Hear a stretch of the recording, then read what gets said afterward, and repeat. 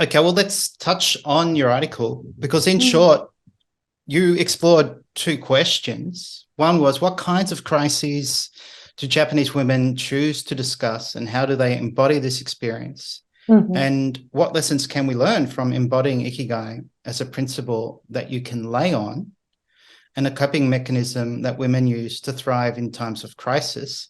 And I noticed you referenced cameo as a principle that you can lay on. So Yeah. it's good to see her Present. name pop up. Yeah, Yeah. the mother of ikigai. So I think it would be helpful to maybe touch on crisis and coping. These are two main themes, and how you would define it. I think Mm. maybe that this are they slightly different in how Japanese interpret these terms, crisis and coping? Yeah, I mean, there's many different words for crisis in Japanese, right? So when I actually asked the participants if we had kiki, I thought kiki was going to be the word that most represented crisis. And some of them actually said, kiki janai. So they didn't have crisis, they had a hard time. Mm, And a lot of them decided to not speak about crisis and speak about the hard time. So tahen, something that was, difficult for them. In English, we don't have that, right?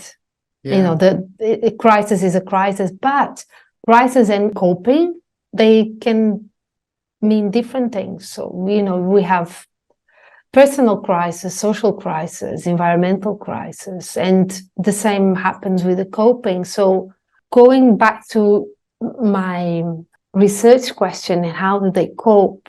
I think in general terms, coping is a process that entails different levels, and its outcome depends on how the individual handles that stress. It can be psychological, it can be physiological, gender, temporal, social, can also be cultural based, and involves moment to moment interaction. So coping is not fixed, right? It's a process that evolves. And it can be also regarded as normative and individual.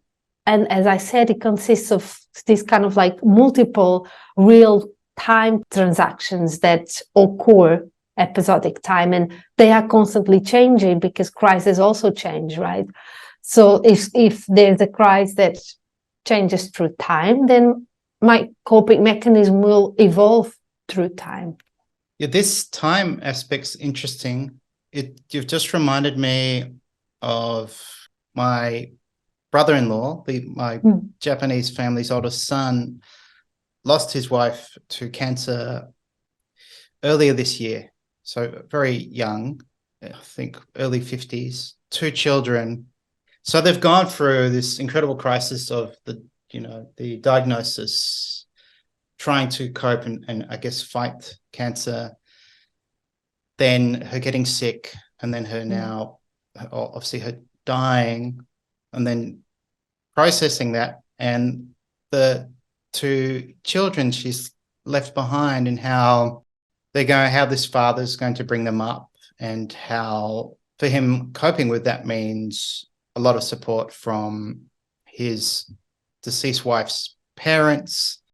And so I think, yeah, it's interesting how crisis could be just one event, and it lasts maybe 24 hours or a week, and then you have something like a disease, and after the person's gone, there's still this hard time. And it's sort of, you wonder, when does it end? When does this crisis period end? Does it involve acceptance and They are processes. I think maybe, in that particular case, it's almost like a second crisis that emerges, right? You have to deal with the immediate crisis of the person in that situation. And then the second crisis, it becomes even more at the individual level, which is the reaction that I have to the event. So, it becomes another very personal yes. crisis. Yeah. So, yeah, they are processes. And like you said, they are things that can stay for 5 minutes because I cut my finger and I have a crisis. Or there are things that are very long term. And these coping mechanisms, they sort of adjust to our crisis, right? But they are there to help us going through the crisis and somehow make it better or more bearable. You know, yeah.